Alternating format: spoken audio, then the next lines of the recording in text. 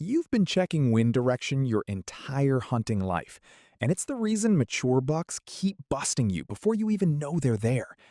Hey, I'm with Hunt Smarter, and if you're new here, hit that subscribe button right now because what I'm about to show you is going to change how you think about every single setup you make this season. Here's the problem. You check the wind once, maybe twice. You stick your finger up, you toss some dust in the air, you check your wind app on your phone, and you think you're good to go. You pick a stand site based on that one wind reading, and you climb up feeling confident. But here's what almost nobody talks about. Wind doesn't move in one direction.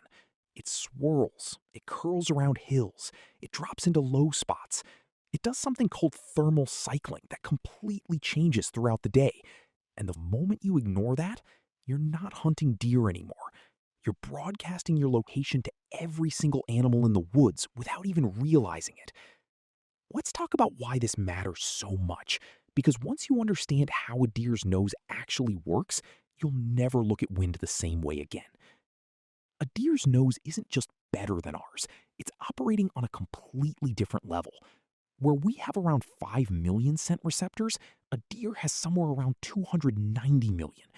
To put that in perspective, imagine you could smell a single drop of perfume in an Olympic-sized swimming pool. That's roughly the kind of sensitivity we're talking about. So when hunters say the wind was in my favor, what they usually mean is the wind was blowing from the deer toward them at the moment they checked it, not after they climbed up. Not 3 hours later, when the sun heated the hillside and the air started moving in a completely different direction. This is where thermal cycling comes in, and it's probably the single most overlooked factor in modern hunting strategy. In the early morning, right after sunrise, the ground is still cool from the night. Cool air sinks, so your scent is naturally pulling downhill, even if there's barely any wind at all. Hunters who set up halfway up a ridge in the morning, thinking they're scent-free because there's no breeze, are often pumping their scent straight downhill into the exact travel corridor deer are using to get back to their beds. Then, as the sun climbs and warms the ground, that pattern reverses. The warming air starts to rise, pulling scent uphill instead. So a stand that was scent safe at 7 in the morning can become a death trap by 10. Most hunters have no idea the shift is happening beneath their feet while they sit there feeling completely confident. Here's a question for you. Have you ever had a deer blow up on you in a spot where you swore the wind was perfect? Drop a comment and tell us what happened, because I guarantee a lot of hunters watching this have a story, and we want to hear it. Now, let's talk about why deer respond to scent the way they do, because this is where it gets interesting. A deer's brain isn't built like ours. Smell isn't just one of their senses. It's basically their primary alarm system, their social network, and their danger detector all rolled into one. It's reading a story. It can often tell how recently you were there, sometimes even getting clues about direction of travel based on scent trails left on vegetation. This is why a deer can walk into an area, stop dead in its tracks, and stare at absolutely nothing, long before it ever sees or hears you. It already has the information it needs. It just needs a second to process where the danger is. This is also why a deer that smells you, even briefly, often doesn't bolt immediately. Instead, it goes into what we'll call assessment mode. The ears go up, the body goes rigid, the head swings slowly, scanning the area. The deer isn't panicking. It's gathering more information before deciding whether to run, which direction to run, and how far. Understanding this moment is critical because a lot of hunters make their second biggest mistake right here. The first mistake was trusting a single wind check. The second mistake is moving the moment a deer goes still. When a deer is in that frozen scanning posture, it is at its most sensitive to motion. Hunters panic. They think they're busted anyway, so they might as well try to get a shot, and they twist for a better angle or reach for their bow. That single movement, more than the scent itself, is often what turns a tense standoff into a deer crashing through the woods, blowing out the entire area and educating every other deer within earshot. So what should you actually do instead? Freeze completely. Let your eyes do the work. In most cases, if you don't add a second red flag on top of the scent, deer will often relax within 10 to 20 seconds and go back to normal behavior, or at worst, calmly walk away rather than explode out of the area. That difference matters more than people realize, because a deer that calmly walks off might come back through that same area in a few days. A deer that gets fully spooked often avoids that entire zone for weeks. Now, let's go back to the wind problem, because I want to give you something practical you can use this weekend, not just theory.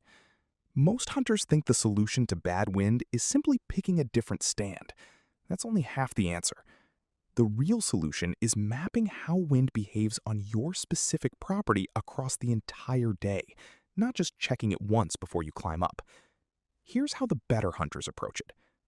Start by identifying your terrain features. Valleys, ridge lines, creek bottoms, and open fields all influence airflow differently. Wind doesn't just blow in straight lines like the arrow on your weather app.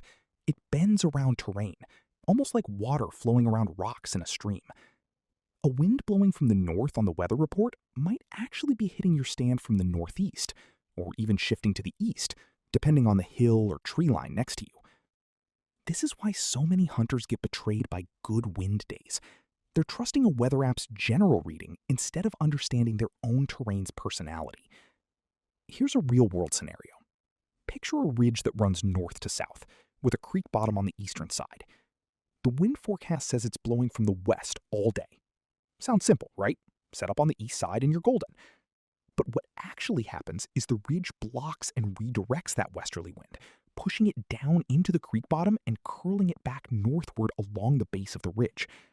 So a hunter sitting on the eastern edge of that ridge, who feels confident because the forecast says west wind, is actually getting their scent pulled along the creek bottom and swirled right back toward the trail deer use to come down off the ridge to feed.